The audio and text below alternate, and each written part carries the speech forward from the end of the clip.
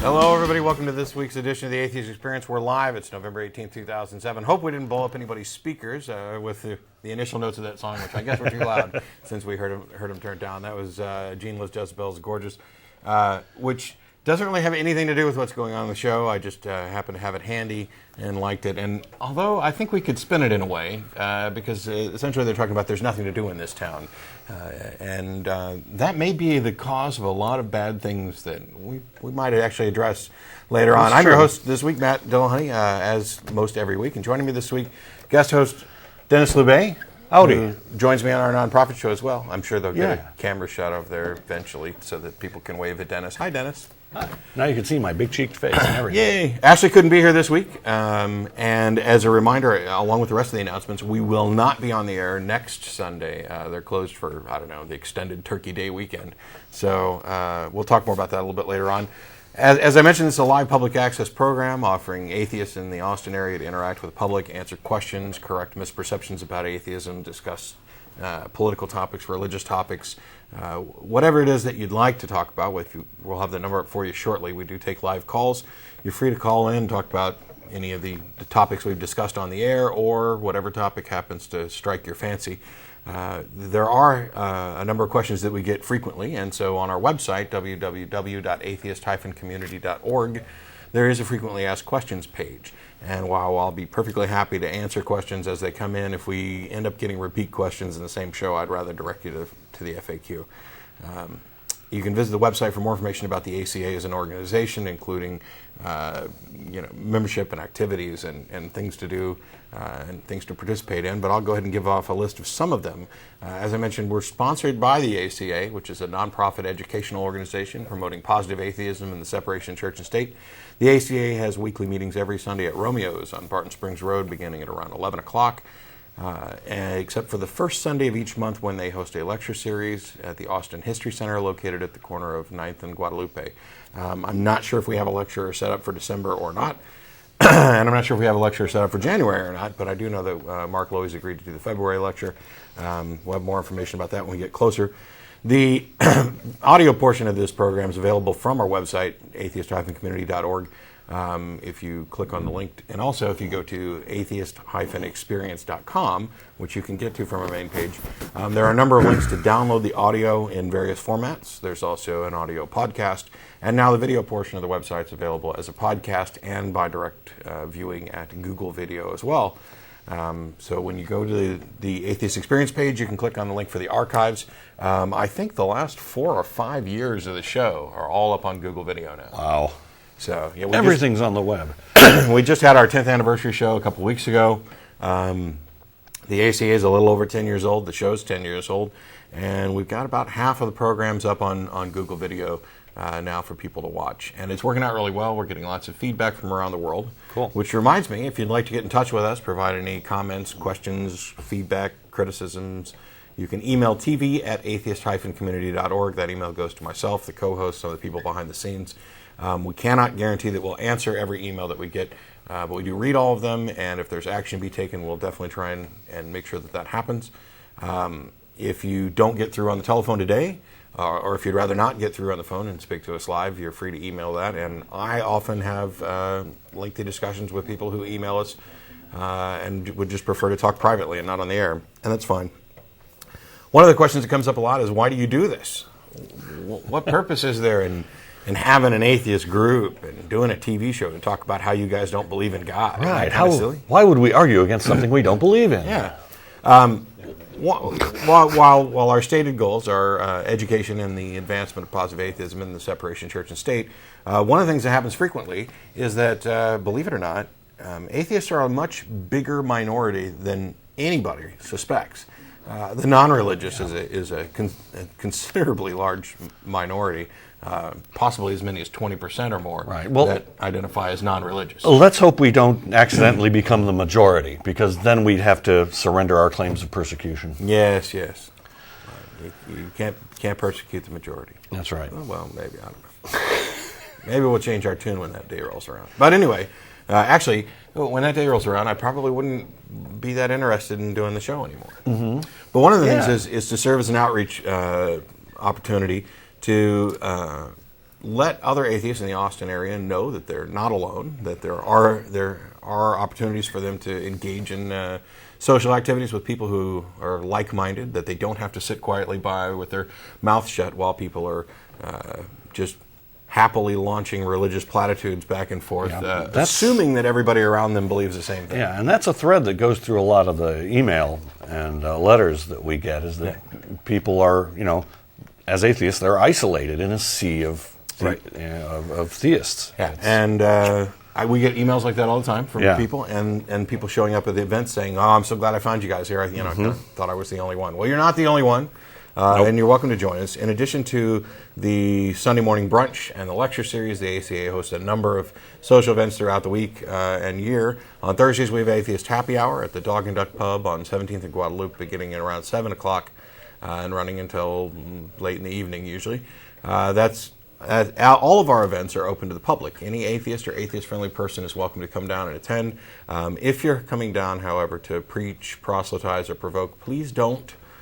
You can email us. You can email me directly if you want, president@atheist-community.org.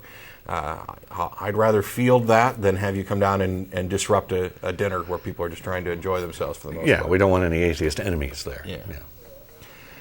In addition to those events, the ACA hosts a number of events throughout the year, including our annual bat cruise. We have blood drives every time they're available. The information's on the website for that. We have a support a Keep Austin Beautiful effort on Burnett Road. We have a section that we clean up once a month or maybe more. And after this program's over, everybody involved in the show gets together and goes to IHOP, located at the one south at I-35 and Cesar Chavez. The show runs till 4:30. We get down there around 5 o'clock, and we've got the back room reserved for us from 5 to 7. Almost all of you are welcome to come down and eat with us and talk with us. A few of you probably should stay home and just send me an email. As a special note to ACA members, as a reminder, the December newsletter is going to be going out pretty soon. It's almost finished. I got an advance peek look at it today, and it should be another good issue. If you're a member of the ACA, or if you'd like to be a member of the ACA, and would like to participate in the events and submit things for the newsletter, talk about activities that you'd like to do, suggest lectures and lecturers, you can email. There's a number of email addresses. Go to the website again, and you can find out who you should email. But we're looking specifically for newsletter submissions for members. If you have a book you've read, a movie you've seen, something of interest to you, perhaps you want to tell your story of transitioning from a theistic worldview to an atheistic one, or tell your story of being a lifelong atheist, which we have several of those, multiple generation atheists, second, third, fourth generation atheists. So cool. And that's it for all the announcements. We've already got a caller on the line, but we're going to hold off for a minute because I want to give Denis some time to speak, because it's been, golly, years and years since I've been on the show. Although, in fairness, and the one thing that I forgot to mention in the announcements, is that in addition to this program, the ACA also sponsors a bi-weekly internet audio podcast called The Nonprofits, which is hosted by Denis Loubet. It features myself and lately Schilling, who I'm hoping is to continue. And we were live yesterday, and Jeff D. Actually called in and joined us, and we had a good discussion about some stuff. So if you haven't checked out the Nonprofits podcast, you can go to nonprofitsradio.com. You can download that. It's available as a podcast, and we're going to have Jeff on more often by phone, and hopefully not by phone if we can work out another solution. But so for those people who've been saying, "Where's Jeff? We want Jeff to come back." It's almost been a year. Tell Jeff to come back. Yeah. He was on yesterday. Approaching that time. Go download it. It's weird being on a show where I'm not doing the intro. I know. It's just strange. And if you haven't heard the nonprofit shows, and actually you can go to the ironchariots.org wiki, where somebody's been keeping track of the very special introductions that you've been doing for the past couple of months on nonprofits. Yeah. So what have you got? How have you been since yesterday, Dennis? Since yesterday, gosh, been fine. Great. Glad to hear it. Played more Portal, had a great time. We're feeling good. What do you got for us today? Well, I usually read news on the nonprofits, so I figure I'll read a little news here, but I'll try to have a thread that connects them all. Of course, I think we've mostly heard that they prayed for rain in Georgia and got a little the day after. Not enough, nearly, but... and, of course, when they prayed, they knew that the forecast said there was going to be rain. But those things aside, one interesting quote from the whole debacle was, the only solution is rain, and the only place we get that is from a higher power, Purdue spokesman Bert Brentley said on Wednesday. You get rain from a higher power. I guess the evaporation condensation loop is a higher power. Higher power. But no, they're talking about God. So and who's that they're again? kind of divorced from reality there. Purdue spokesman Bert Brantley. Who's this God fellow? The God fellow. He's How an do they know invisible they're man praying to who the right lives in one? the sky. Really? That's what I've been told. Okay. I believe you. And now from the Chicago Tribune, a bishop seeks limits for sex abuse payments. And this is basically a big whine about how much money the Catholic Church is having to pay out in the sex abuse scandals and how it's destroying the charitable contributions that the Church makes to society. It's sort of a throwing a baby out with the bathwater kind of argument. Sorry about that. But one of the, and it's a hell of a spin they're putting on it, but one of the paragraphs that really struck me was Rick Garrett, a law professor at Notre Dame, said Paprocki, who is the priest making this wine, makes a valid legal argument rooted in Catholic social teaching. It reflects a resurgence of interest among the contemporary legal scholars of Catholic legal theory, an attempt to approach questions of legal theory through the lens of Catholic social teaching, such as the common good comes first. So what is this? The Catholics live in their own little bubble of legal mumbo-jumbo, their own laws and things independent from society in which they exist? Yes. No, sorry. You don't get to do that. Yeah. You can try and divorce your interpretation of the law from reality. Unfortunately, you'll have to face the law that reality actually includes. Now, I know that they have their own Catholic interpretations because Vatican City is its own governing body, essentially. Right, but Europeans Catholic have given legal up. theory, what the hell? Under Catholic law, we don't think we should have to pay for our abuses. Exactly. Well, great. But How you're following convenient. our law. Hey, I got a tip for you. If you don't want to pay so much out in sexual abuse cases, instead of shuffling priests around in new parishes and hiding them and refusing to work with authorities, why don't you report them and turn them in? Mm-hmm. Why don't you do the right thing and help put an end to these problems? Then all of a sudden you'll find that you're paying out less. And then you can use that money towards the charitable work that you claim to be doing by decorating the Vatican with more gold crap. Yep.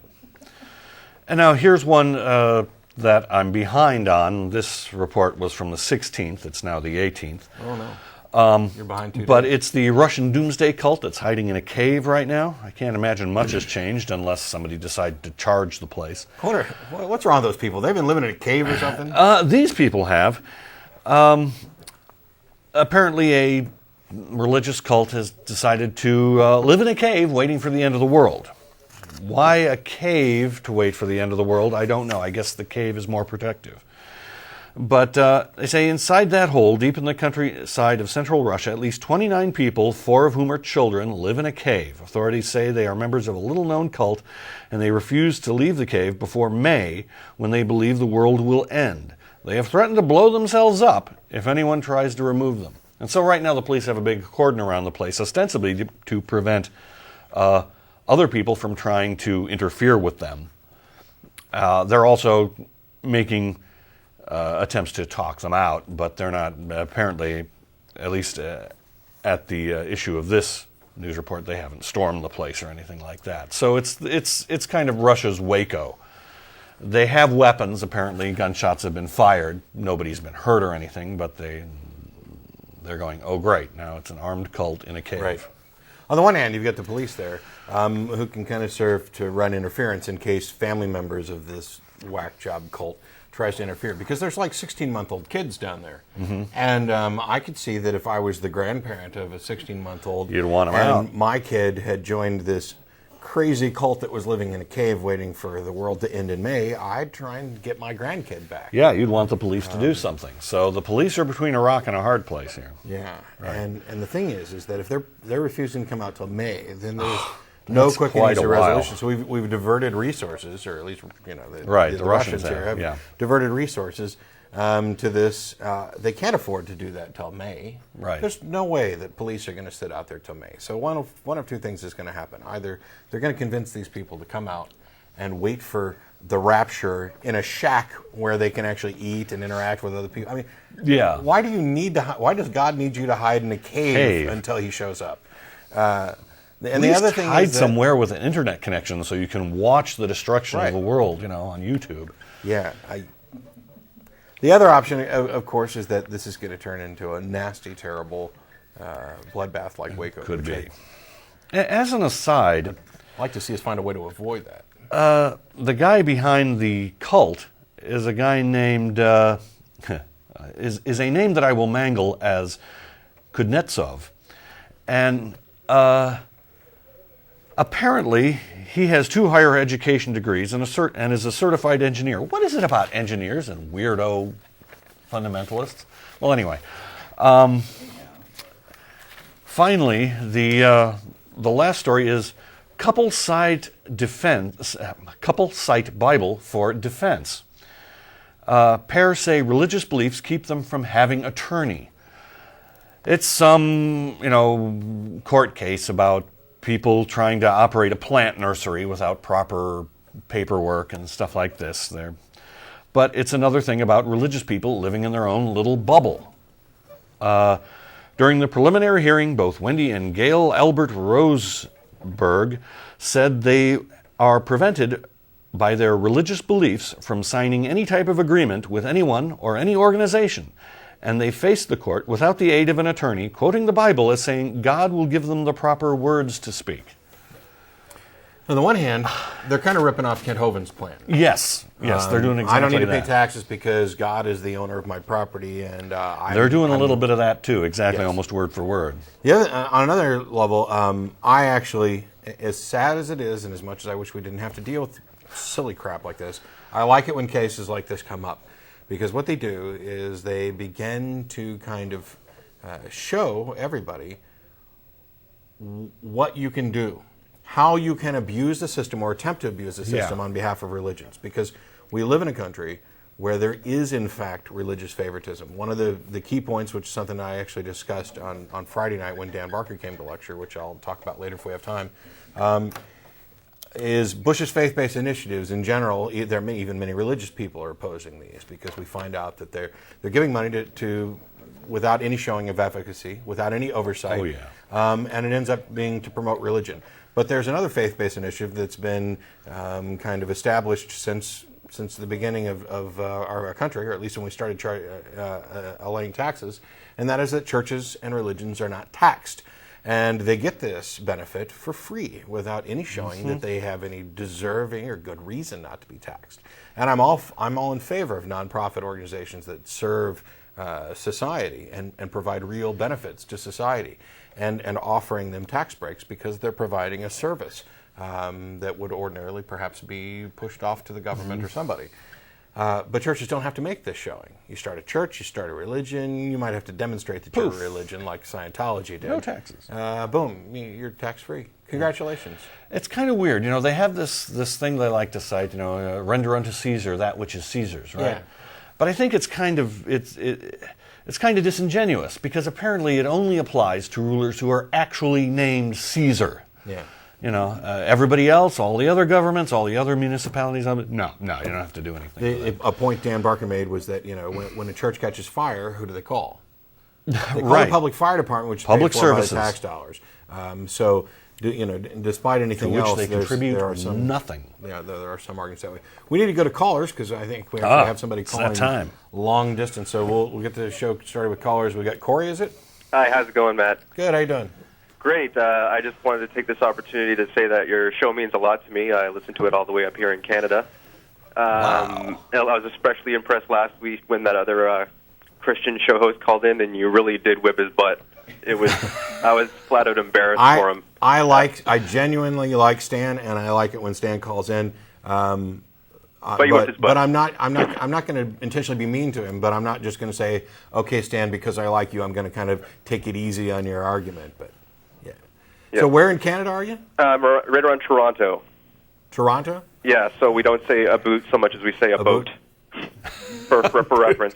Yeah. Anyways, to getting to the point, because this is expensive. Sure. We have our own kind of Christian shows around here. They have their own network, and even though Christianity doesn't have as much influence around here, it's on the air a lot. And there's like a 2 to 4 a.m. like late night show that I listen to if I'm up late while I'm working. And last night it was kind of a real direct preacher guy telling everyone that atheists and humanists have absolutely no morals. Right. But as he was getting callers in, kind of stoned teenagers actually that were kind of defending, atheism and stuff like that, which is not a great representation, I'll admit. He was pulling like the Christian trick of asking someone, like, do you think you're a good person? Oh, yes. Oh, boy. And it just seems like such a massive contradiction that they'll cry so much about the lack of morality, but even when you're a good person, and if someone thinks they're a good person, it's not enough. They've got to have this gotcha, right. And it just seems to me so much as like, it seems like such a hollow means to an end, like a used car salesman. Definitely. Who is like, when you consider how hard it is to convert to Judaism, how hard it is, and they really want to make sure that you're committed to it. Yes. And when they'll convert kids and convert strangers on the street who they don't even know and have never read the Bible, it's just like, do they even care if people really believe they're in their religion, or they just want someone on their team? Yeah, they just want to feel good, like they've done what they're supposed to do, and leave the rest of it in God's hands. Yeah. As to that moral argument, I think it was years ago. There was a caller on this show, and I happened to be a guest. And he asked the specific question, without, absolute moral strictures from a God, what keeps you from going out raping and killing? Yes. And in response, I asked him, is that what you would rather be doing if not for the strictures of your God? Mm-hmm. And rather than surrender the point, he was forced to say yes. What can you do in the face of that? I mean, I don't believe he would rather be out raping and killing. Yeah. To save face, they'll say almost anything. Yeah, he had to win the argument. Mm-hmm. And it's like, oh, dude, truth is more important, Yes, like, I can accept people having any crazy belief that they want to, but when you're talking to them and and it's clear that they're not leveling with you on any honest level, it's just extremely frustrating, and people wonder how the angry atheist label comes around. And we've mentioned that before, that oftentimes it's not really anger, it is frustration. Frustration and at the dishonesty. I've often heard accusations that atheists are selfish people who don't care about anybody else. If I didn't care about anybody else, not only would I not do this show, but I wouldn't feel frustrated when in a disagreement with somebody obviously I care enough to want them to come to some kind of understanding and embrace reality and appreciate things for the way they are and not live in whatever fantasy realm. Mm-hmm. But you see, we're doing Satan's work. Yes. Because the Christians believe in evil spirits. Just like medicine men and crazy witch doctors. Yeah.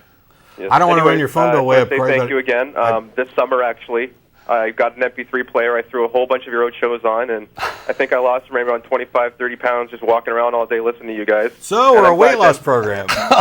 I'm glad Dennis is there because, he's a big part of the other show, and I just want to say again, thank you very much. And everyone else in Austin, you got a great city, and I hope to come down there and maybe visit you guys one day. Definitely do. I'll buy you a drink. Thanks, Corey. All right, goodbye. Appreciate it.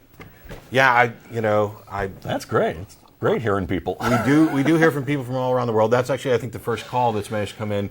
One of the things we don't normally do is we try not to give out the telephone number outside of Austin because, this is a good time to mention it. Mm-hmm. This phone number actually goes to the studio. So if you see the number on your screen and we're not live at this moment, please don't call.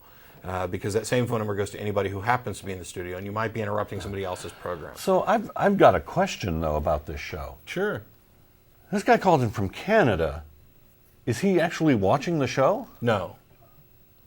Is it an internet sort of thing? Yeah. Okay. Some of the videos that are on the internet, I have included the phone number, and it was either an oversight, or whatever, and the number's out, so it's not a huge secret. So some of the people who watch and have appreciated the show have asked about calling in. I'm not opposed to it. There are two reasons, in addition to not disturbing other hosts, that we don't give it out. One is the time change differences, and people get confused about when the show might be on or not. We're not always on the air. For example, we're not on next Sunday. And if you weren't watching us live and we didn't get this show uploaded in time, you wouldn't know that we weren't on next Sunday. Another kind of semi-problem is that we are, as much as we're an outreach service to the world through the internet, we are primarily focused on Austin. And I like taking calls from other places, and we may have another one, I'm not sure, but I don't want to tie up Austin area phones with out-of-state callers. Right, but think one of the globally, things act locally. Right. Yeah, one of the things that may actually happen, and this is one of the reasons we tried to discourage it, was somebody who really likes to listen to the show and wishes they could watch it live, may call in and just sit there on hold for as long as possible to hear as much of the show as they can. Oh, so while they're on hold, they can hear the show Honestly, going on. I don't think I'm that interesting that somebody would bother to do that, but if you do it... And damn the overseas charges. Yeah, the flying spaghetti monster will bless you. But we'll go ahead and go on to other callers. Is it Gary? Yes. Are you in Austin? I'm in Florida, actually. Holy cow. 2 in a row. And speak of the devil. People from all over. It's so cool. Well, thanks for calling in. Tracy answered an email from me I was kind of impressed with, and she said, hey, if you want to call, then kind of find out what the show's about before you go on some rant. So that's why I was asking. There's not a specific topic today, so I figured it wouldn't hurt too bad. Well, as long as we keep people on hold sometimes, it turns out it is a way to listen to the show. Yeah. So I have some material, but I have two things. First of all, just thank you. I appreciate your show, but both shows, actually. Secondly, I have a friend of mine. He recently just kind of finally came to his senses, and he called me one day, and he's just so excited. He's like, hey, man, I just realized everything you've been saying for 2 years. It just finally all clicked. Apparently one of his friends denied global warming and called it Jesus warming, and it was like the last straw for him, and he just gave up. Wow. It kind of gave me a little confidence to go on to a harder subject, and it was my father I didn't know how shot out he was until this incident I'm going to tell you about, but my real question is, and it's kind of what the other guy said, is how do you even talk to somebody that's that far gone? And it's kind of rolled into a second question of, I was speaking to him, and it was going good, and he's throwing out all the new arguments that Christians have, and they're new to him, apparently. And it's going really well, but then he tells me that basically UFOs are angels and demons, and they're fighting a war for our souls. And I'm like, well... UFO reports are angels and demons fighting for our souls. It came down to something about fallen angels that lived on the earth and interbred with humans, and that's who we are. We're crossbred and some kind of... And so it was so far out there that I didn't even have a frame of reference to the idea... It's fanfic that people believe, The idea, and really and truly, is crazy. But it's not as scarce as you might think. Really? It is. I mean, it's a significantly small portion of the population, but it's not like 3 or 4 angry lone nuts proposing this. Right? No. I'm sure. Just for any belief, there are hundreds, if not thousands, that will believe it. Yeah, just like I know it's a range, and it's on the extreme end of it, but. I know there's nothing to even say. I'm not trying to change his mind, but it goes from a logical conversations going back and forth to jumps to that, and it's just Right. How do you reach then them? I jump to the default. Oh yeah, now I'm angry atheist because I asked him if Jesus had his own spaceship, and he got kicked off. Yeah. And he's like, oh my God, I can't believe you say that. As soon as they detect an iota of mockery, it's like, yeah. Yeah, I was frustrated. I mean, I didn't know what to say. I was like, well, and I went there with it, but. When you're asking, there's really no way to. I know they answered my own question. There's not a way to talk to somebody like that. But what would you do in that situation? Is that based on anything that he read somewhere, or? Sure. The interesting thing about the Bible in particular is that if you're a fairly creative person, which some crazy people are incredibly creative. Oh, yeah. Brilliant. You can read passages in such a way that they support whatever it is you want to believe. So there's passages in Daniel that have often been interpreted as Daniel talking about flying saucers. And this was brought up in, I think it's Von Dinkin's Chariots of the Gods and other concepts like that. But in asking how specifically to talk to somebody like that, the easy answer is you probably can't. But what I tend to try to do is, no matter, because I kind of equate all crazy ideas. The idea that that there's a God who, in order to create a loophole for one of his own rules, had to create a Jesus zombie or a zombie Jew to save the world. That's kind of crazy too when you phrase it like that. Yeah, from his own self. But that's one of my favorite things to say to people. But it does end up ticking them off, and right. I think they realize how absurd it is, and then they don't want to face it. So they. What I try and do when I'm having a real conversation with somebody who believes something like that is to be almost like a little kid and repeatedly ask them why, to justify each stage of that until you can get to a point where what you're really discussing is reason and evidence and whether or not you need to rely on those to support what you believe. And that's why one of the phrases, which I'm sure I've said a billion times on the show now, is that I actually care whether or not my beliefs are true, and I would prefer to believe as many true things and as few false things as possible. And whether or not my belief or my understanding of what truth is comfortable or not is a completely separate issue. We received an email last night or today from somebody who said, "Don't you want to believe that when your soul goes to a better place after you die?" And I said, "Well, first of all, there's no reason to assume that any soul exists or any afterlife exists. But whether or not I want to believe that after I die I'm going to go to a better place is irrelevant to whether or not I actually am." Right. And I care about what actually is true. Our wants do not, apply rules to the universe. Right. It's just... Well, it kind of reminds me of something I was going to bring up. I didn't want to take up all your guys' time with 1,000 possible discussions, but it's like It's your phone bill, a call. lot of these. Well, I got it free all over the U.S., so I'm good. Oh. But a lot of these places where people are just downtrodden and miserable and their life is just completely just worthless. I mean, otherwise, maybe I'm saying that from a third person, but that's what they have. They're looking forward to this paradise. wonderful life afterwards. It's it's easy for somebody like me. I have a career and I have a family and not a lot of adversity, and so that's what my dad was telling me. It's like, well, you have it so well, but I haven't always, and that was part of what his argument was that our relationship was strained for years. So he was telling me that you're not really an atheist. You're angry at God because you're basing your relationship with Him on our relationship. And I actually had to convince him that I honestly don't.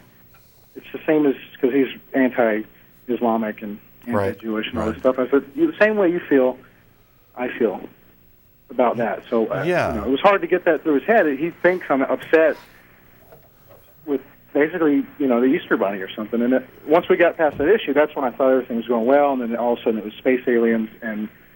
But what would you say about? Yeah, it's true. A lot of these people are miserable, and their life is they don't have anything here. So they, of course. Yeah, they want it. They have to cling to something. Yeah, and I understand that. Sure. I was and I do for too. a long time also, but I actually talked about this last night before last, and the example that I've used, and I don't know if I used it on this show or not. So if I'm repeating myself, get used to it because I've probably repeated myself 50 times already.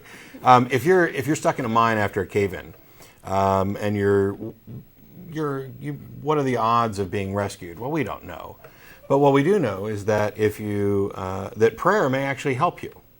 And I say that not because I think a God is going to hear your prayer and intervene on your behalf, but because prayer has a calming effect on the individual, much as meditation or positive thought or anything else where they're not stressing about their situation, which helps them not waste oxygen and panic, which may extend their life long enough for them to actually be rescued. So the prayer itself has a benefit, but this isn't a testimony to the efficacy of prayer as intercessory prayer from a divine being. That's completely separate.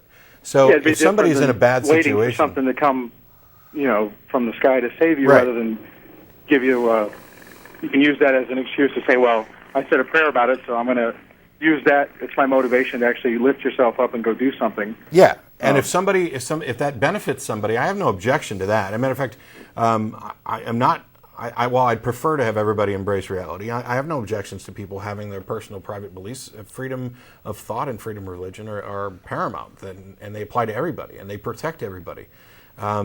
It's when you try to legislate your beliefs that we begin to have a problem, and when your beliefs impose upon the rights of others that we have a problem. But to say that positive thinking or meditation or prayer may actually have some positive benefit to the agent or the person who's doing this, I have no problem with that at all. Now, the problem comes when you try to attribute where the source of this benefit comes from. And if you try to assert that it's a supernatural cause, well, now you've stepped up your claim and the burden of proof has been extended accordingly. Mm-hmm. Absolutely. Well, I appreciate it, guys. I'm going to go. I'm at work, but thanks for calling in, Gary. We appreciate it. And you guys have a good one. Thanks. Thanks a lot. Thanks, Gary. We've had Canada and Florida. Yeah. What's next? I don't know. Let's see if maybe this is someplace that doesn't end in an A. Kathmandu. Is it Alex? Hello? Hello? Are you there? Hello? Goodbye. Is it Judge? Judge is here. Hey, Judge, how you doing today? Hello. I'm doing good. How are you? Well, I guess one man's religion is another man's belly laugh. Amen. Exactly. Mr. Think, with the shirt on there, said earlier that we're all doing Satan's work, and just put it out there that we do not believe in God. Also, we do not believe in Satan either. There's no connection. Yes. I actually had to make that exact point when my parents accused me of doing Satan's work. Oh boy.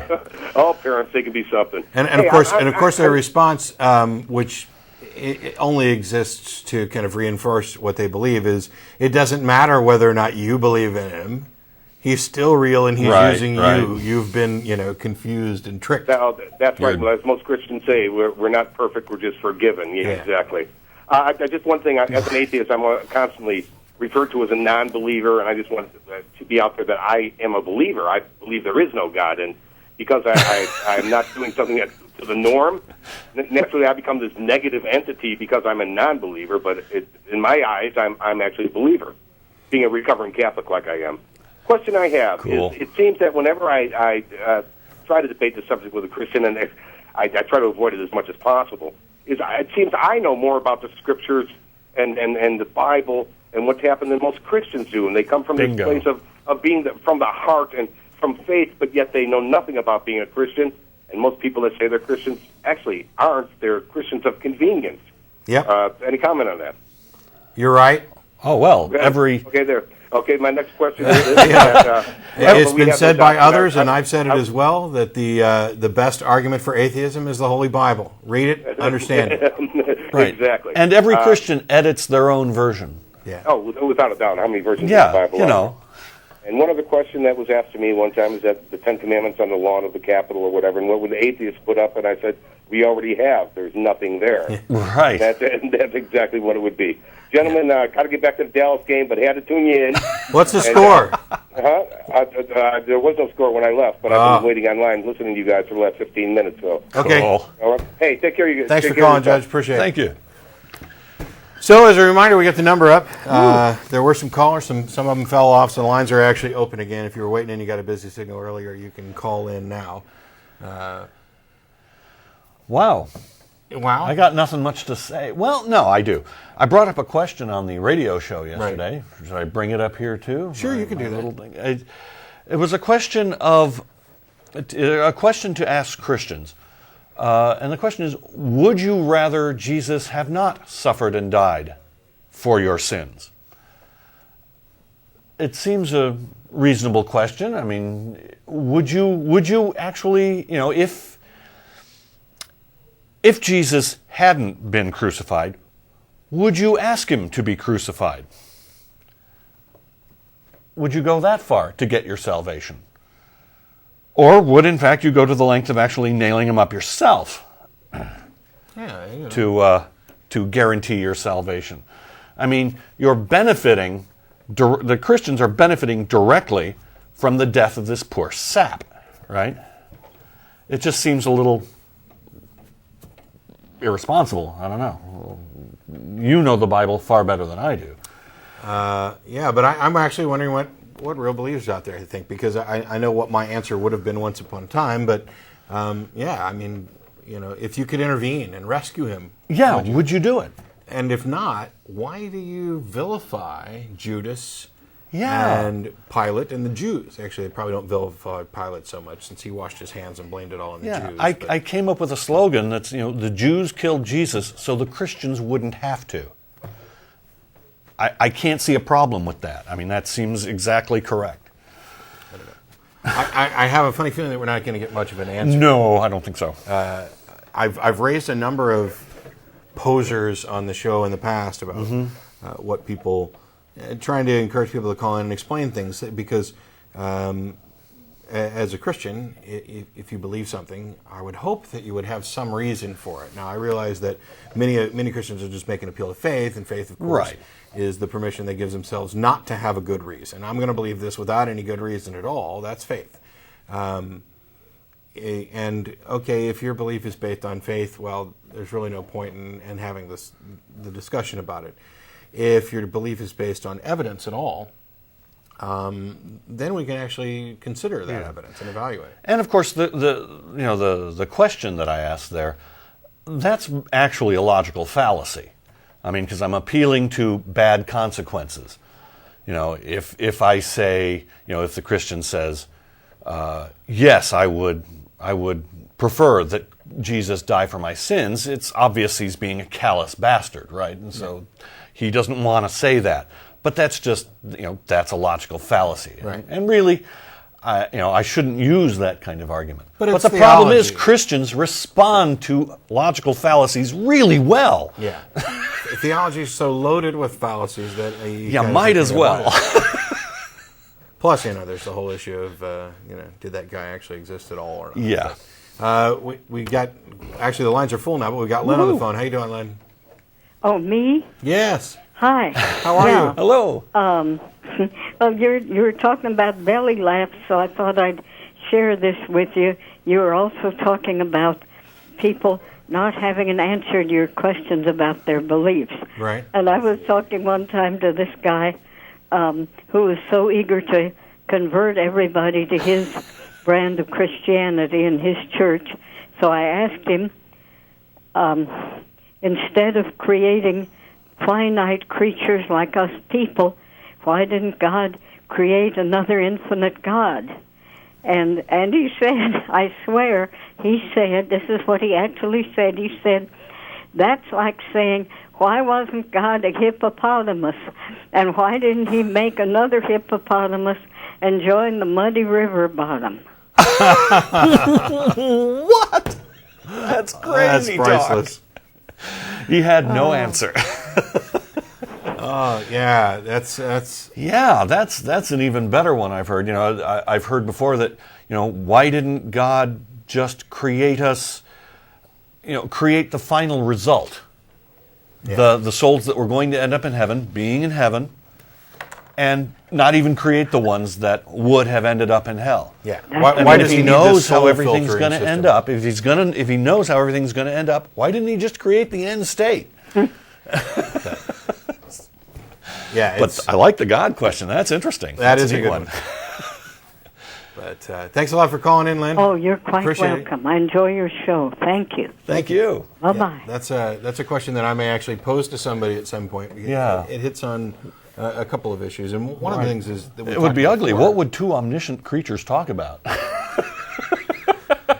maybe there were two, and now there's one. Yeah. It's we brought this up before with if God exists in the sense, and I realize we're focusing more on the Christian concept of God. Sure. Maybe Ganesh and Shiva have conversations. Oh. I don't want to. Why not? Don't want to slight anybody who believes in more than one God, because I don't know that makes you more crazy. Non-omniscient gods can have conversations. But if you have this omnipotent being that is perfect and complete and omniscient and omnipotent, then there's no impetus to action. There's no reason for it to create anything in the first place. It doesn't need anything, and yet so it's perfectly self-contained. you must ask yourself, if there is a God who created all this, what does God get out of it? What's the purpose of all this?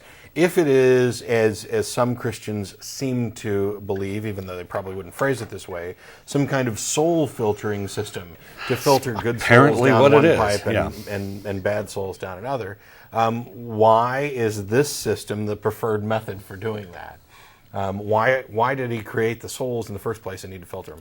Yeah. But that's not what everybody believes about all this. Some of them believe that God just wants us to love him. And okay, fine, if you want somebody to love you, then you act in a way that ensures that they love you. And that's not leaving a note on the refrigerator in somebody else's handwriting that tells them, clean your room, or I'll beat the crap out of you, and if you do, I'll buy you ice cream, and then never showing your face to the child. I mean, that's not a way to garner love or respect or appreciation. As a soul filter, it's amazing how ham-handed he dealt with it. I mean, first, it made sense, all right? You have this heaven that's this great elite place to go, and only the top-notch people can get there because they follow all these arcane rules somehow, right?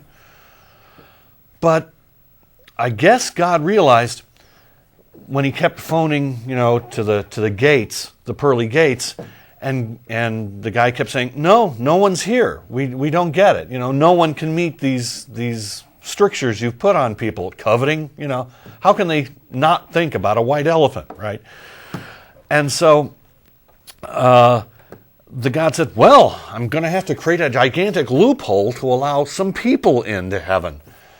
And so he came up with this whole Jesus crucify, sacrifice, blood thing. And now anyone can get in. All they have to do is deeply believe this one thing on their deathbed, and they're in. It's no longer the kind of elite place you once thought it was going to be, with all these guys who really followed these hard rules. Plus, if you take a look at the list of people who are... Any trash can get in. Yeah. You take a look at the list of the people who are generally excluded from heaven by most Christians. I'd rather hang out with those folks anyway. Yeah.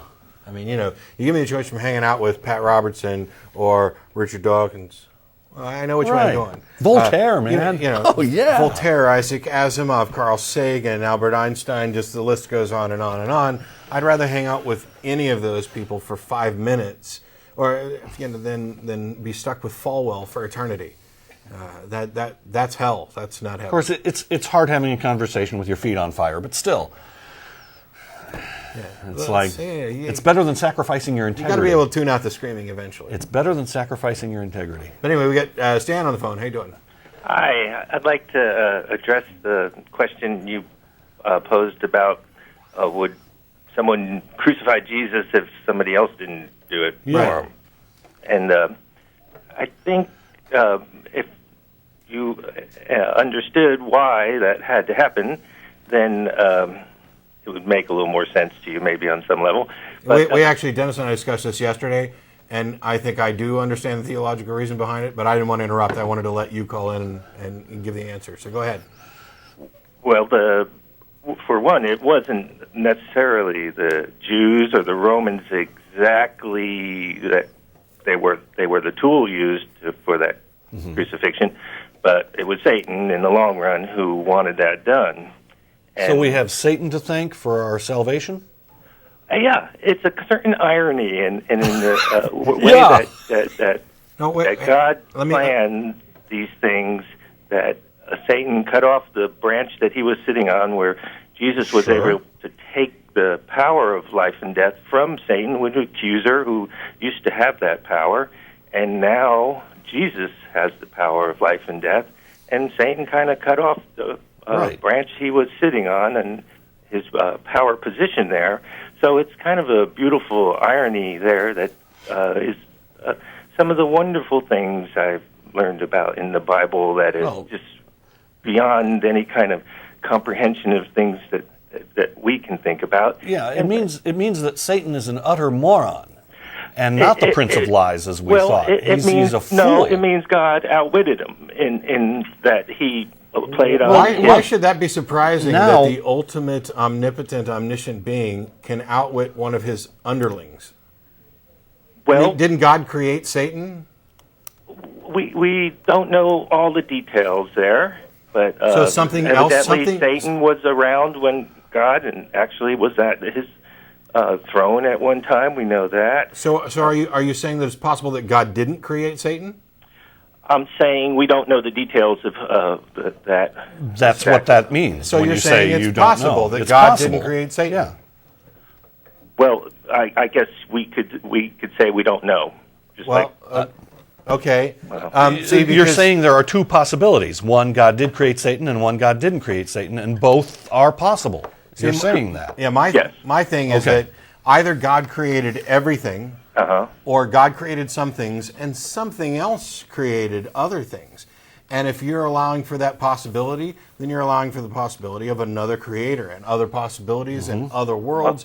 It's no bigger possibility than it just sprang out of nothing. So. Well, no, I'm not. Nobody's advocating that it sprang out of nothing. Right. We're just Big Bang cosmology doesn't assert that everything sprang out of nothing. Yeah, but that's the reason, though, is that Jesus had to die was to open the way for mankind to go into heaven. The veil of the temple was rent in two from top to bottom when that Jesus died on the cross. Why did it have to be that way? Well, it opened the way to heaven. I know, and I didn't ask what it did. I asked why was there no other way than for God to sacrifice himself to himself? Why was there no other way for God to sacrifice himself? No, basically what happened is you're saying that Satan screwed up God's plans, and God used Jesus. Was Jesus God? I don't know, in your opinion, was Jesus actually God? Yes. Okay, so God came down in human form to thwart Satan, to outmaneuver him, and sacrifice himself to himself. Why was that the only way to accomplish this? Why is a blood sacrifice? What's so magical about blood? And why does God like the smell of blood so much? Well, I wouldn't say that he likes the smell of blood. He said sacrificing and offerings I didn't want. That's but odd, all though, the Stan, legal, because now you've got two ins things. And outs there, we don't really have a good understanding. But we do know that that's what opened the way to heaven when the veil was opened to the Holy of Holies. No, we don't know that. We don't know that. You're asserting it. And oddly enough, you're asserting these things. I'm asserting from my biblical knowledge. Okay, if you want to talk about biblical knowledge, that's the point I'm getting to.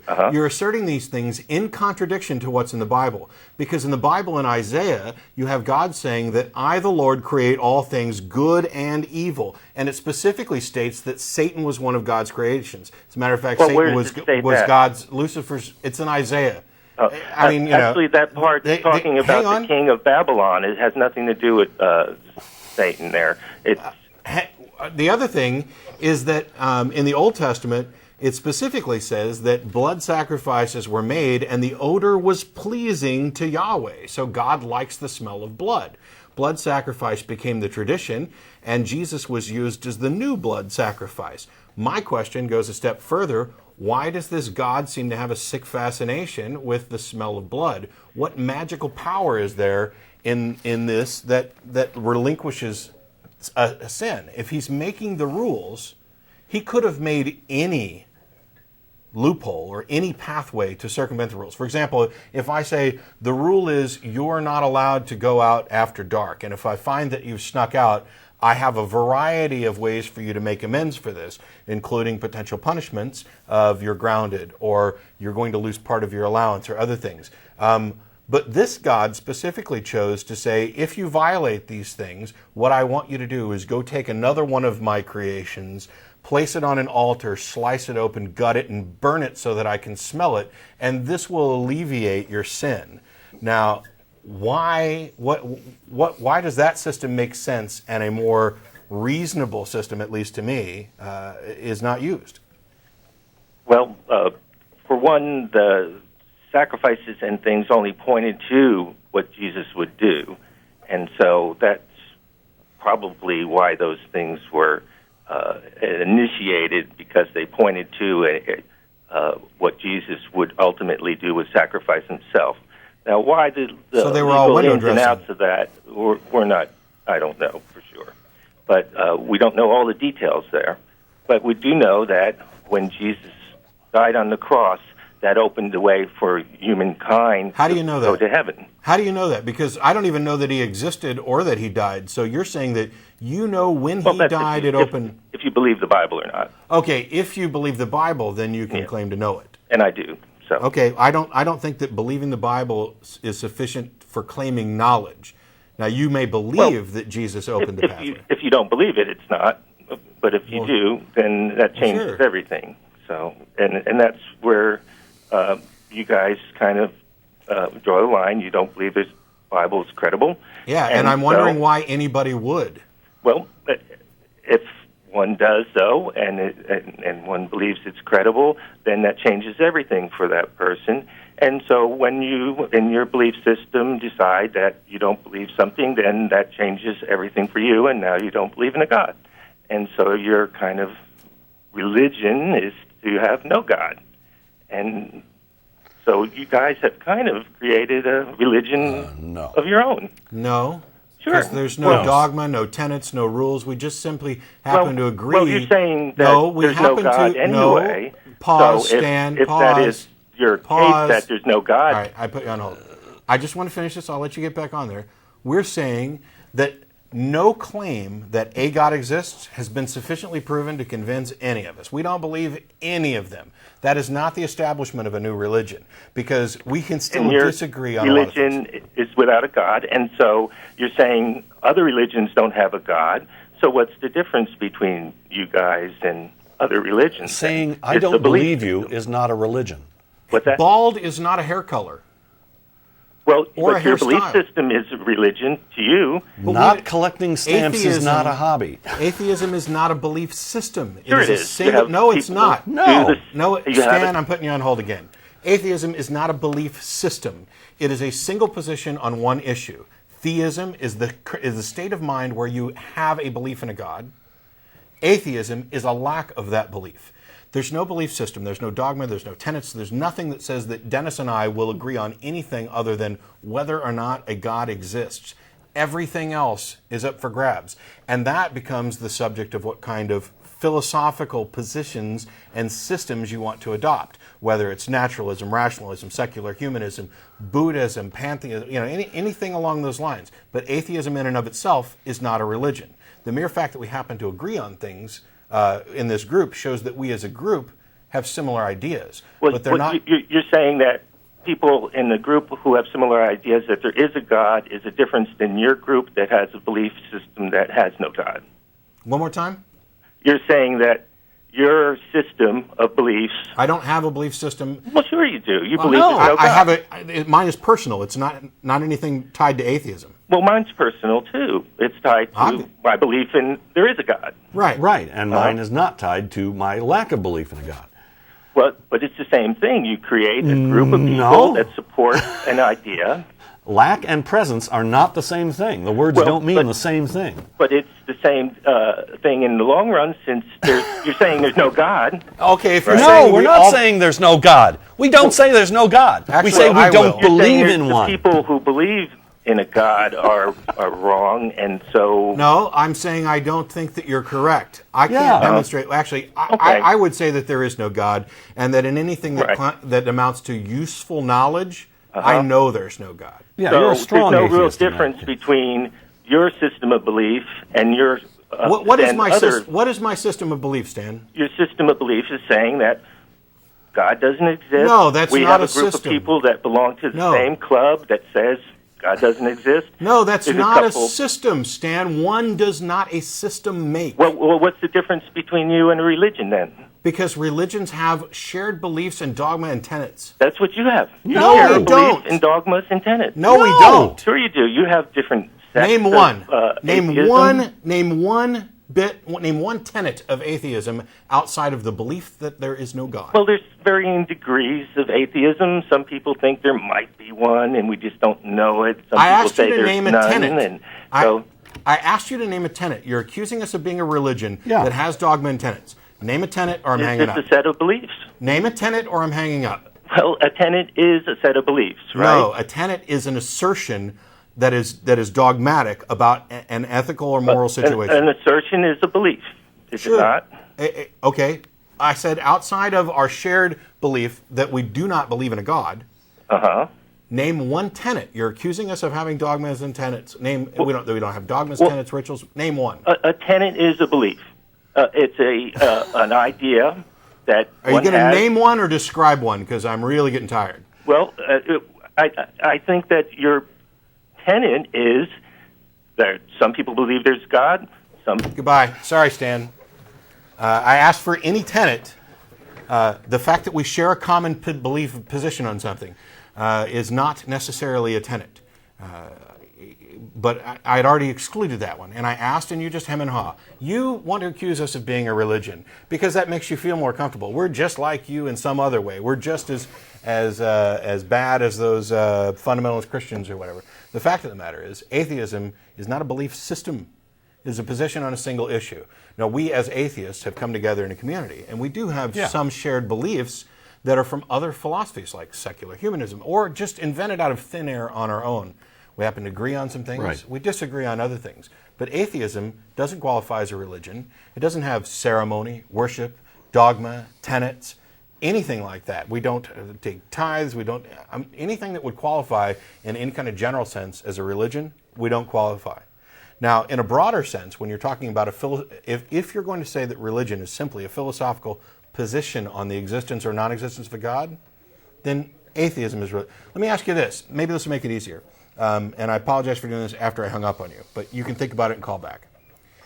If atheism is a religion, do you say theism is a religion? No.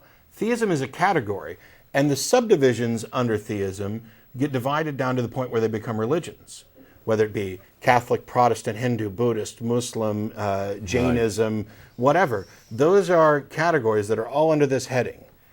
What we're talking about is the alternate heading, that there is no God. That doesn't include any dogma or tenets. It's not a religion, and you're not going to be able to come up with an example because none exist.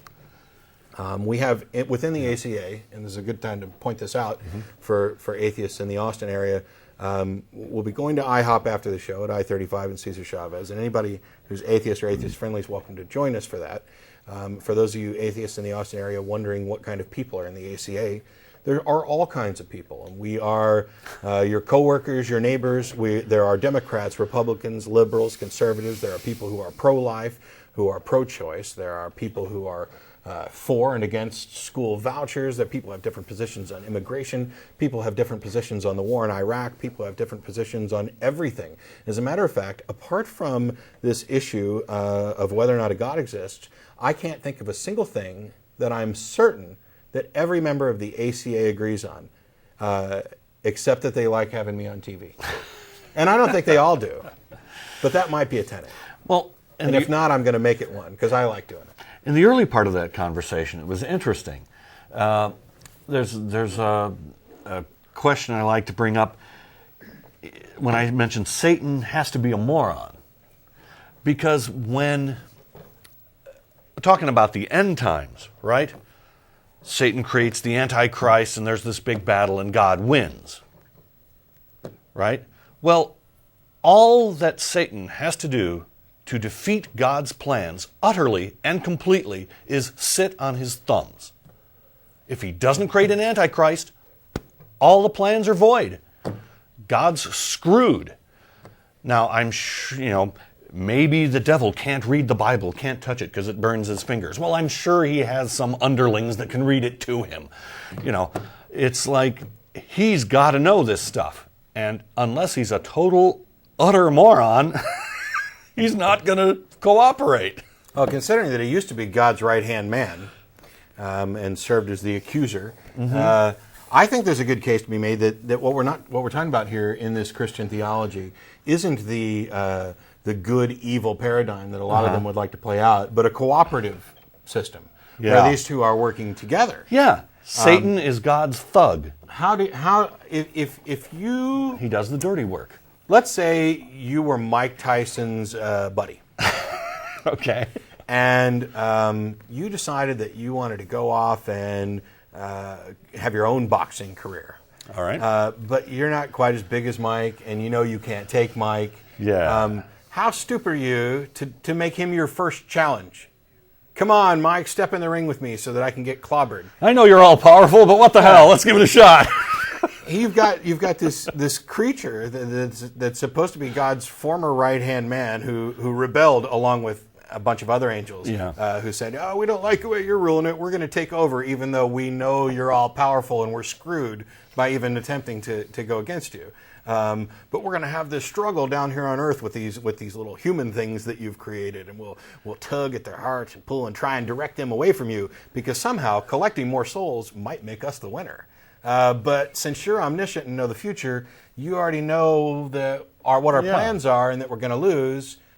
Oh man, we didn't think this thing through very well, did we? It's kind of like the moon landing deniers, where the scientists who make this brilliant fake of the moon landing and stuff, they're utter geniuses, except they're also utter morons and forget to put stars in the background. Yeah. No, it's not that they're utter morons and forget to put stars in the background. It's that the moon landing actually happened and the exposures don't allow for stars to appear in the background.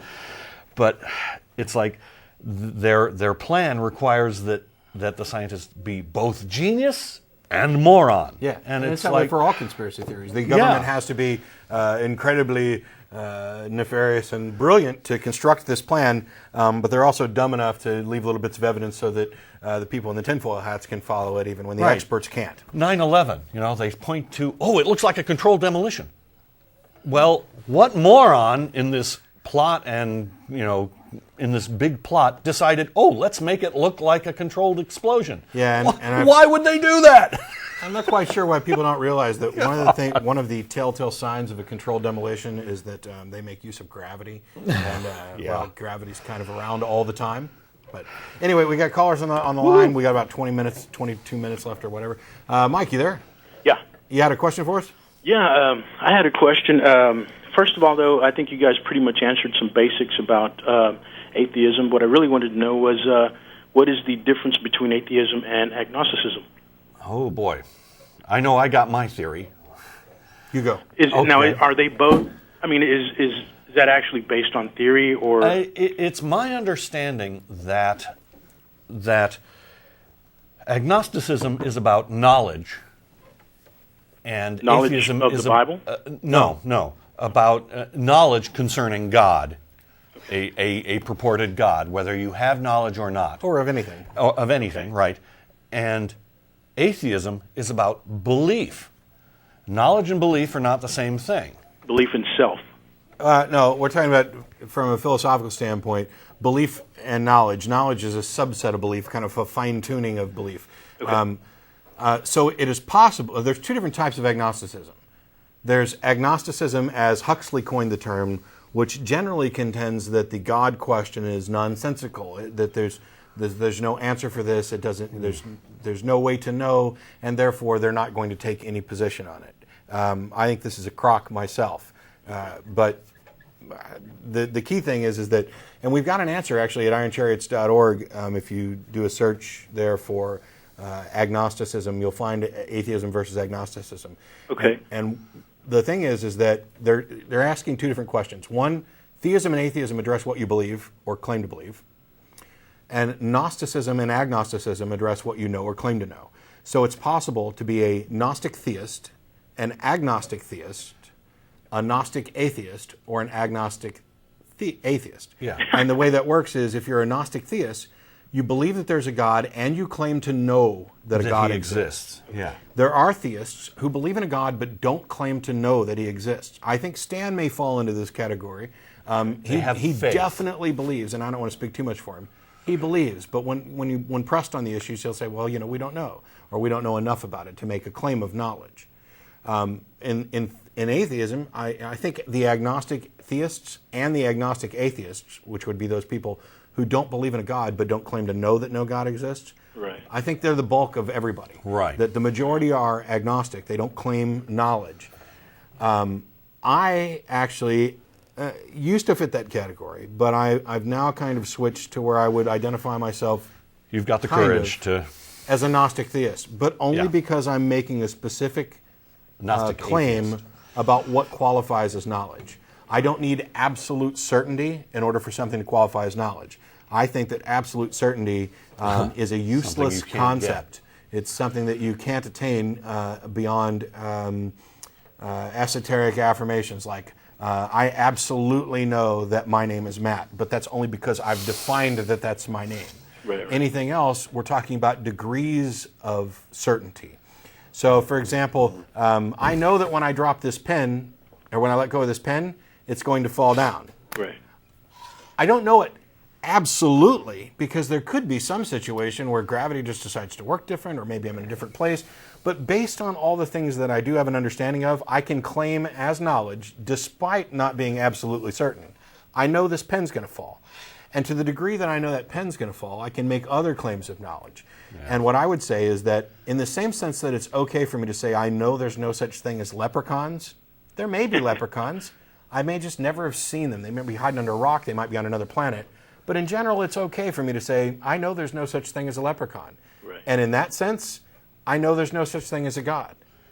Yeah, now, that doesn't mean I'm saying this is a forever position. I'm open to having, my mind changed. As a matter of fact, between me and some of the callers, I'm the only one who has changed their mind. So in my search for, because I'm 21, I'm still, I guess, kind of searching for identity. In my search for knowledge or answers, will I find a pure form of agnosticism or a pure form of atheism that has nothing to do with any type of religious type of backgrounds? Well, as I mentioned before, atheism is a single position on one thing, so there's no system or anything in there. Yeah. And the fact that you've heard of religions and heard of gods, I guess, now stains any possibility of a pure agnosticism. Well, let me fill you in on something. My family background consists of preachers. There you go. Yeah. So, I'm still searching, for who I am, who I want to be. Well, just use critical later thinking. on. Yeah, I would say the big thing is that, for the most part, what label you choose to adopt is. Well, I try not to choose any type of label, but just myself. I try to be myself. I actually, in general, I choose the label Make it up atheism because it helps promote discussion about the issues that I think are important. Yeah. It would be far less productive of me just to say that I'm a non-theist or a secular humanist or anything like that. Right. When I say I'm an atheist, yes, that word comes with some baggage that's negative, but it also comes with some preconceptions that promote conversation, discussion, or at least let me know who's not interested in conversation or discussion. Right. My use of the label atheism is only because I have some agenda, some goals about trying to see some actual positive changes in the world within my lifetime. Whether or not it happens, I don't know. If I wasn't involved in this, I don't know that I'd really label myself anything. It's the pursuit of truth by rational methods is its own reward, and I don't know that you need any kind of label for it. And it may be the purest thing you're going to find, that by caring about your beliefs, by wanting to believe as many true things and as few false things as possible, by demanding strict evidentiary criteria be met before you accept something as true, I think that's about as pure as you can get. And I wouldn't care if you called yourself a bubblehead for. Yeah. Well, you know what, man? I think if you weren't doing the Atheist Experience, you'd probably be a pretty awesome preacher, man. Well, thanks. That's actually the road I was going down. Hey, man, I love your shirt. Think. Oh, thank you. Yes. It's not I have illegal a shirt that yet. says mind bombs. Everybody has one. Everybody has their own little mind bomb. It explodes every once in a while.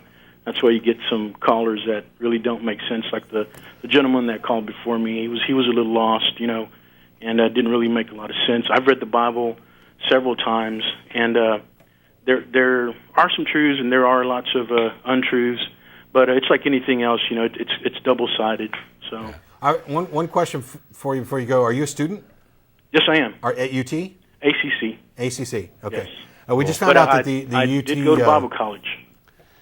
We just found out that UT doesn't actually get the show because they overwrite Channel 10. But it was a good chance, if you were a UT student, for me to promote the Atheist Longhorns, which is the new atheist student group at UT. So. All right, man. Thanks a lot for calling, Mike. Okay, man. Best of luck to you guys. Appreciate it. Thank you. Right. Yeah. one of my friends and members of the ACA, Sandra, has set up the Atheist Longhorns. Cool. Friday night, they invited Dan Barker from the Freedom from Religion Foundation to come down and speak. He's on a college tour. I know he hit Rice and Sam Houston and was in Arlington, and I don't remember where else. But he came down Friday night and gave a talk about separation of church and state. And it was a great time. Cool. There was lots of good information there. We had a fairly good turnout. I don't remember what the final number was, but I guess there was between 75 and 100 at one point. Not bad. There were a number of Christians who showed up and asked some questions, and there were some discussions after the lecture as well. Good time was had by all. We're looking forward to the next time Dan can come talk to us, because it's been many years since he was down here last time. I wanted to kind of give a personal note out. I received a mail from somebody, a listener to the show, who sent stuff in. There's a few other things in there that I'll get to at one point, but they included the Blessings of Abundance wallet, which is evidently mailed out by some ministry or another. It's one of these kind of seed faith bits where you can. You basically, the idea is you put your money in here. It looks like a wallet. And pray, and they've got it look so it looks like a wallet. It's got little pockets. I think it's got pockets for credit cards here. Although I can't imagine anybody actually send their credit card. This is horrific.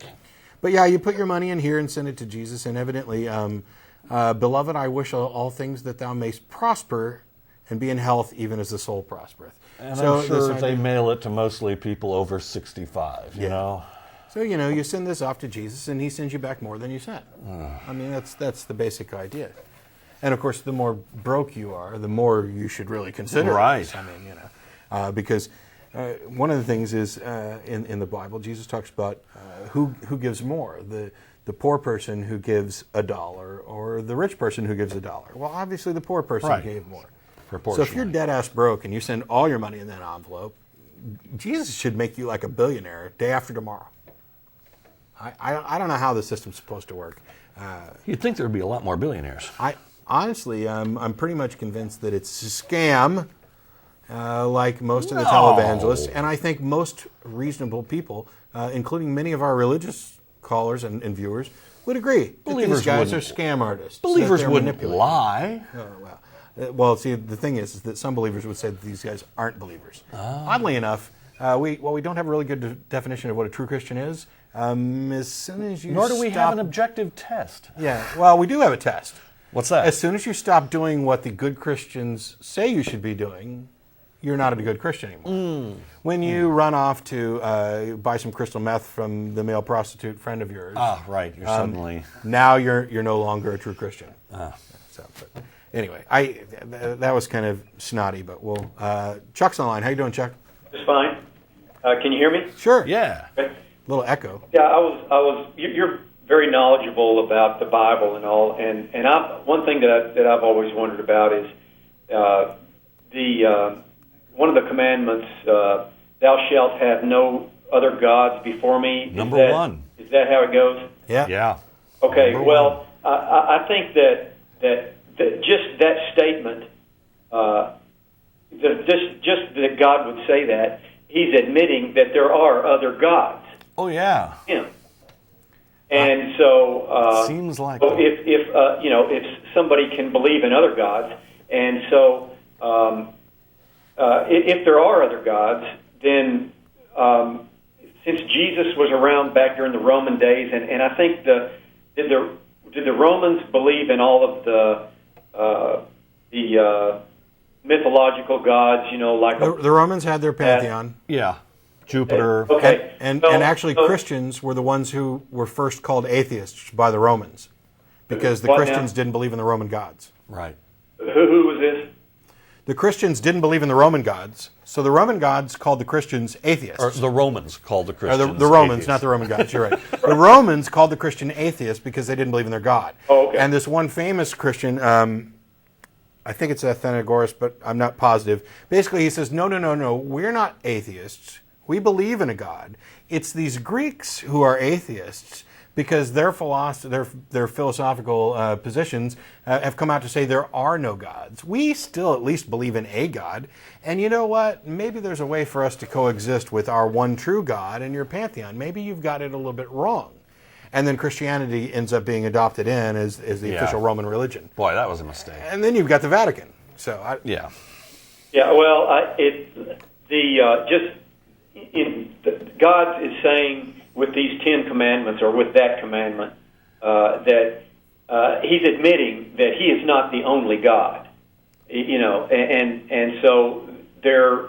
I personally would like to see this Greek mythology, all of those gods come back. If these people have got to have a God, well, these people, they had a God for everything. Yeah. Well, yeah, and theirs were certainly more entertaining. It was a soap opera. They were fun gods. Yeah. They weren't going to bust your ass. I've said before that for not believing. I've said before that the polytheism systems make a lot more sense, because what happened essentially in the way that religions kind of progress and grow up is you start with kind of animism and spiritualism, and then you develop a whole bunch of gods, and you get this pantheon. And then what you do is you start mushing them together. And so when you get to the monotheistic religions, which I don't know that Christianity really qualifies when you start talking about the Trinity, although that was invented 300 years after the events anyway. When you get to monotheism, you've got this mushing of all these aspects of different gods, each of whom was supreme in their own bailiwick, but now you've got it all clumped into one, which means that this one God must necessarily be conflicted and self-contradictory. And I think that that's why what we see in the descriptions of the Old Testament God, Yahweh, he's very schizophrenic. And if you actually go back on the website and dig through the archive, look for a video from this past year or so where Tracy Harris is the co-host. There's a series of 2 or 3 where she took a look through the Old Testament pantheon or Old Testament gods and talked about where they borrowed those god concepts from and what these other gods that you shall have no other gods before me could be. Because in Genesis you have words like Elohim, which is plural for gods. And there's a strong contention that it's not Yahweh, it's Yahweh of the Elohim, or Jehovah of the Elohim, which is one of the many, which is where the Mormons have gone with this and said that, yes, Yahweh was one of the Elohim. These are these gods. They live on another planet, in another galaxy, in another universe or reality. And Yahweh came down and seeded this one. And when you die, as long as you're a good Mormon, you'll get a reality universe of your own and to you'll seed. Be part and of you'll the be Elohim. a god. Yeah. And you'll be one of the Elohim type things. I don't know. They always give you a reward after death. You will believe, in life. Yeah, it has to be after death. And I don't think that any of the Greek gods, they didn't promise anything after death, did they? I don't remember. You all pretty much went to the same place, and it wasn't really pleasant. And it was the same way for Judaism early on, too. Although Judaism, as Tracy talks about it, was very henotheistic, and it stole stuff blatantly from other religions. But yeah, Sheol, and actually we talked about this in the Hell lecture that I did a couple months ago. It was where everybody went when you died, and it's why in the Old Testament when somebody dies it says they slept with their fathers. It's why Judaism today even has very little to say about the afterlife. It's kind of a personal thing among Jews. You're supposed to live by the commandments, do your mitzvah, and when you're dead, that's between you and God. What happens to you, if anything? So yeah, Christianity invented not only this extremist view. Well, they borrowed some of it from Zoroastrianism. They took the idea of the carrot and the stick to really extreme lands. And I don't want to blame them entirely, because Zoroastrianism and Mithraism, those things included it as well.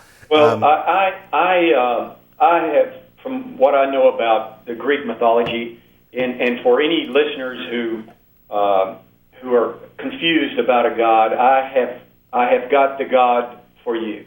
Great. What is it? It's Apollo. He's the son of Zeus.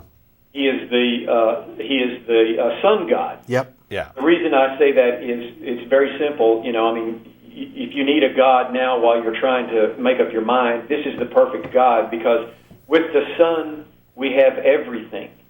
Without the Son, we have nothing. But I'll argue with you. I'll say Prometheus. And that's S-U-N and not S-O-N, although I'm sure some Christian will adopt it. I'll say Prometheus. Comes up every morning, yes. Because Prometheus gave us fire, and as a result, he suffered a punishment from the gods, being chained to the top of a mountain, having his liver torn out every day.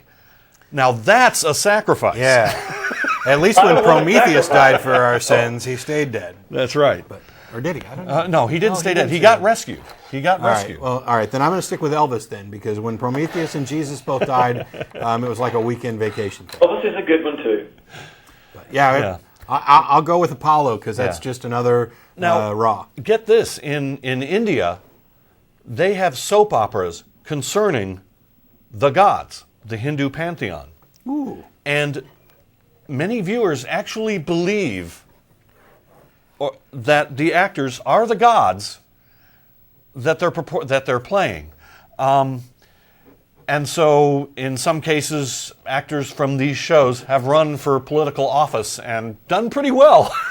Because all the viewers say, oh, Shiva's running for political office, let's vote for him. Well, I guess we kind of have that a little bit in this country too. We had an actor, Ronald Reagan, is president. Yes. Got the governor out in California right now. We're not that far off from it. I'm about out of time, Chuck. I gotta let you go. There's another couple of calls to get to, hopefully real quick. Appreciate the call. Thank you. We've got quickly, James. There was a book you wanted to mention. Yeah, read Gerald Mann's book about common sense Christianity. Okay. Read it and get it down. On the cover of it, he says it is for the Christians that go to church and the non-Christians that go and do not believe. Read it and get this as chapter by chapter, because you could explain. He tells you in that book, right?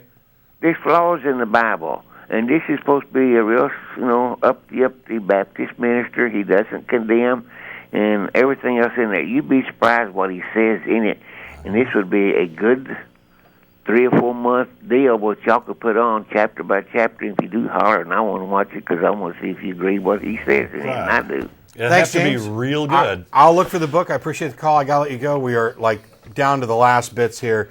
Alex, you got 10 seconds. Hey, guys, I just wanted to say thanks for your show. I love listening to your podcast. It's like crack to me. Thanks a lot, Alex. Great. We got to let you go. As a reminder, we will not be on next week. So have a happy and safe Thanksgiving. Enjoy your dinner. Enjoy your football games. Enjoy your time off, whatever it is. We'll see you in 2 weeks. Thanks to Denis for coming down here. I really appreciate him filling in today. We'll be back, and you can feel free to email tv@atheist-community.org if you have questions, comments, feedbacks, criticisms. Join us at IHOP, I-35, and Cesar Chavez. Yeah. Thank you.